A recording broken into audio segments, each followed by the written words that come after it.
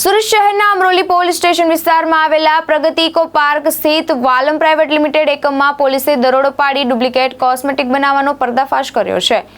યામીગર show private લિમિટેડના અધિકૃત પ્રતિનિધિ ફરિયાદીના આધારે પોલીસે કાર્યવાહી હાથ ધરી હતી। તપાસ દરમિયાન કંપનીના નામ, ડિઝાઇન અને પેકેજિંગની નકલ કરી તૈયાર કરાયેલા ડુપ્લિકેટ કોસ્મેટિકનો જથ્થો મળી આવ્યો હતો। પોલીસે સ્થળ પરથી જેમલભાઈ નરેશભાઈ ભરોડિયાની ધરપકડ કરી તેની પાસેથી અંદાજે ₹1.81 લાખનો બનાવટી કોસ્મેટિકનો મુદ્દામાલ કબજે કર્યો છે। આરોપી સામે ટ્રેડમાર્ક અને અન્ય સંબંધિત કાયદા હેઠળ ગુનો નોંધી વધુ તપાસ શરૂ કરવામાં આવી છે।